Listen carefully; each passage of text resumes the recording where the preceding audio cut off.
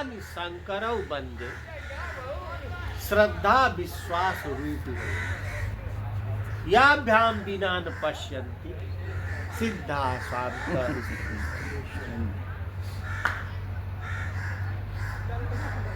मैं माँ पार्वती की वंदना करता हूँ, श्रद्धा के रूप में गाता हूँ,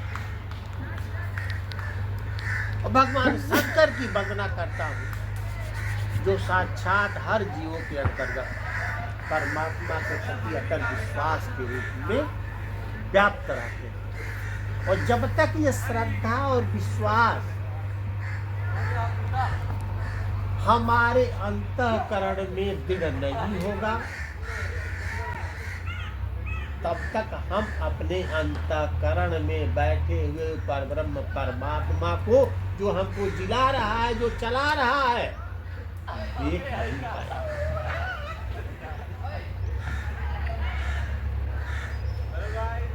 फिर एक जगह गीता में भगवान कहते हैं कि मैं बड़े बड़े ज्ञानियों के लिए डिस्टर्ब नहीं, मैं ज्ञान के द्वारा नहीं देखा जा सकता, मैं तप के द्वारा नहीं देखा जा सकता, मैं यज्ञ के द्वारा नहीं देखा जा सकता, मैं दान के द्वारा नहीं देखा जा सकता। तब आप कैसे देखी जाए? तो भगवान कहते हैं कि अर्जुन, भक्त्या तनन्या शक्य अहम एवं विधोजुनम ज्ञातुम द्रष्टुम च तत्वेन प्रवेष्टुम च परन्तप। हे परन्तप, इतना मेरा जो विराट रूप तुमने विश्वरूप देखा है, ये कैसे शक्य हो पाए हो? तुम इसलिए शक्य हो पाए होगे कि भक्ता तनन्या शक्य, तू तेरी मेरे प्रति अनन्य भक्ति है। केवल वही व्यक्ति देख सकता है जो मेरा अनन्य भक्त है, और जो मेरा अनन्य भक्त है वो मुझे देख भी सकता है। ज्ञातुम द्रष्टुम च तत्वेन प्रवेष्टुम च परन्तप। ज्ञातुम वो मुझे जान भी सकता है, द्रष्टुम वो मुझे देख भी सकता है, और मेरे में प्रवेश भी कर सकता है, बशर्ते वह अनन्य भक्त होना चाहिए।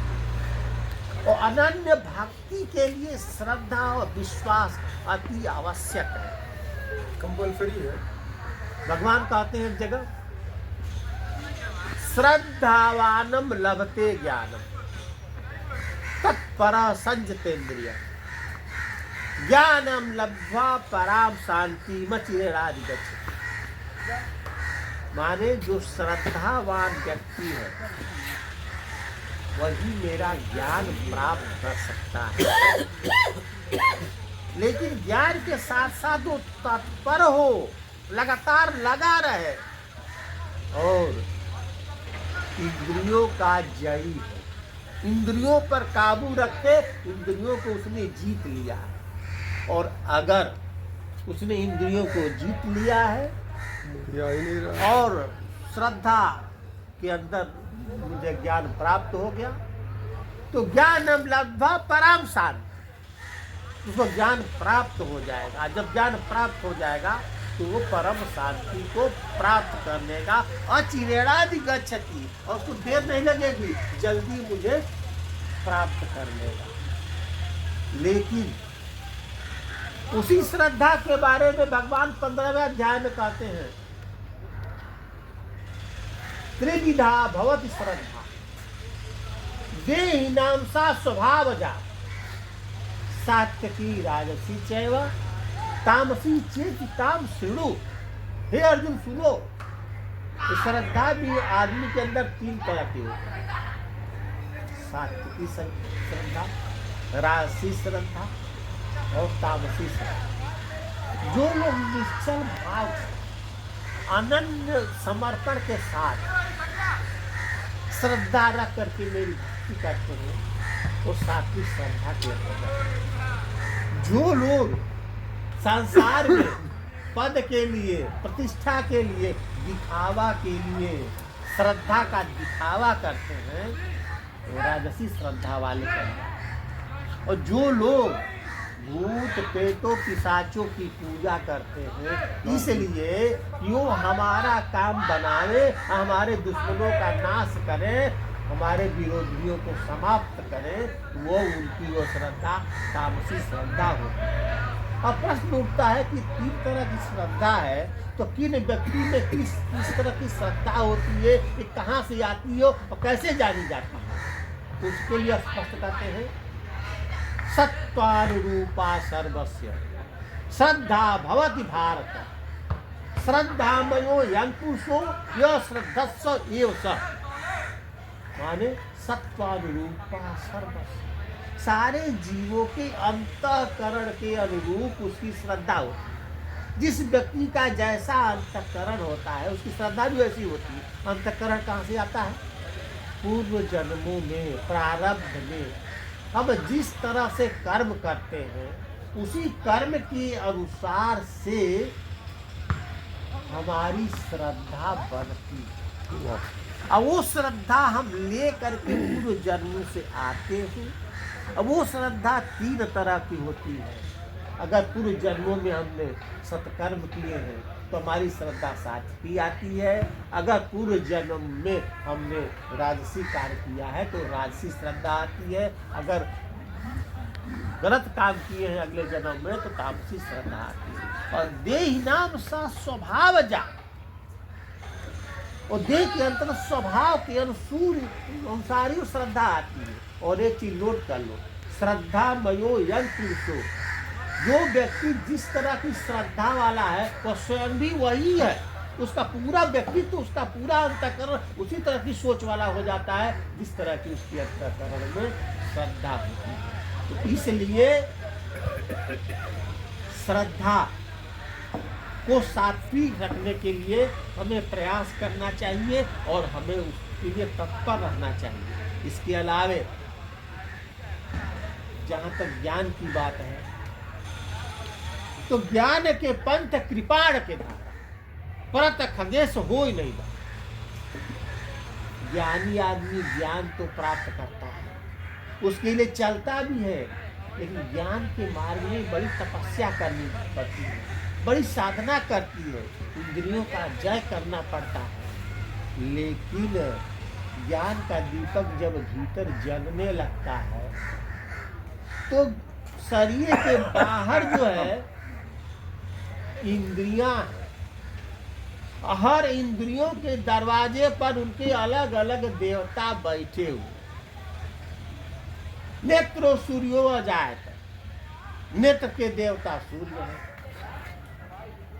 कान के देवता वायुदेव हैं, मन के देवता मन चंद्रमा, मन सो जाता, मन के देवता चंद्रमा है, मुख के देवता अग्नि है। तो हर इंद्रियों के देवता अलग अलग है। अरे हाँ, इंद्रियों पर देवता बैठ के करते क्या है? इंद्रिय द्वार झरोखा नाना, ता सुर बैठे कर खाना। शरीर में इंद्रियों के द्वार अलग अलग हैं, उनके अलग अलग देवता हैं। यही झरोखा है। इन झरोखा से बाहर की चीज अंदर जाती है, ऐसी झरोखे से अंदर की चीज बाहर आती है।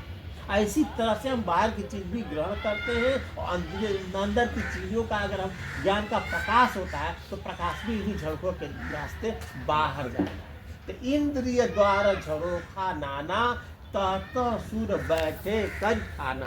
खाना माने स्थान। जैसे पुलिस जहाँ रहती है, पुलिस के रहने के स्थान को खाना कहते हैं। उसी तरह से ये हर इंद्रियों के दरवाजे पर देवता बैठे रहते हैं। और देवता बैठ के करते क्या है? आवत देखें विषय बयारी, ते हति देह कपाटो।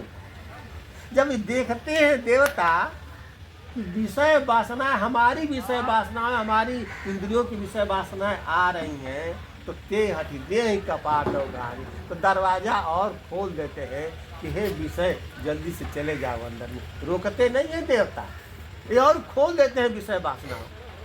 तो समस्या ये है कि जब ज्ञान रूपी अंदर दीपक जब जलता रहता है और जब कहीं भी थोड़ा भी विचलन हुआ, जितनेता में जरा भी कहीं वो हुआ, तुरंत ये दरवाजा खोल देते हैं और विषय वासना की जो बयारी है अंदर आ करके हमारे अंदर के ज्ञान के दीपक को बुझा देती है। और जब एक बार दीपक बुझ जाता है तो चूंकि उसको जलाने में हमें कई वर्षों कई जन्म लग गए, तब जाके ज्ञान का दीपक जलना शुरू हुआ। और विषय बयारी, एक किसी भी विषय बयारी को हमने हवा दे दिया, आ करके उसने ज्ञान के दीपक जब बुझा दिया तो फिर हमारी हिम्मत नहीं पड़ती फिर ज्ञान के रास्ते में चलने के लिए। फिर विषय वासनाओं में लिपट करके फिर उधर ही चलना शुरू कर देते हैं और हमारा पतन कर देते हैं। विश्वामित्र 10,000 वर्ष तक तपस्या और मेनका आई, उनसे कहीं भी कुछ नहीं, केवल तालाब के किनारे बैठ करके और पानी में पैर डाल करके छपछपी मार रही थी। विश्वामित्र को दिखाई दिया कि कोई बहुत सुंदर महिला आकर तालाब के किनारे बैठी, बिना बुलाए आ गए और कह रही तुम अकेली आकर कितनी सुंदर महिला यहाँ बैठी हुई, चलो आओ 1 घंटा चलो हमारे आश्रम विश्राम करो, उसके बाद चले जाना। 1 घंटा विश्राम का थोड़ा सा विषय बयारी को इन्होंने दिया, आई और वो 10 वर्ष तक विश्वामित्र के आश्रम पर रही और 10,000 वर्ष की तपस्या और ज्ञान 10 वर्ष में नष्ट हो। यानी ज्ञान का रास्ता बहुत कठिन है,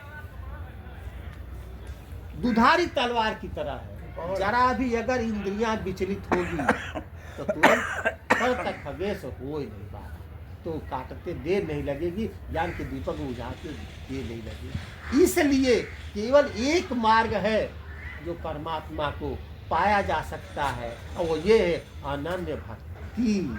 अनन्य भक्ति चूंकि महिला है, स्त्री है और माया भी स्त्री है और मोहन नारी नारी के रूपा, इसलिए माया का बस जो है भक्ति पर नहीं चल पाता, इसलिए भक्ति को मोहित नहीं कर पाता। लेकिन ज्ञान चूंकि पुरुष है और पुरुष को माया स्त्री होने के नाते बहुत जल्दी मोहित कर लेती है, इसलिए कि ज्ञान के मार्ग कृपाण के धारा, इसलिए ज्ञान का मार्ग बहुत कठिन है। इसलिए अगर सहज रूप से सरल रूप से परमात्मा को पाना चाहते हो तो उनके प्रति अनन्य और श्रद्धा भक्ति के साथ उनको समर्पण करो, यही कल्याण का मार्ग है।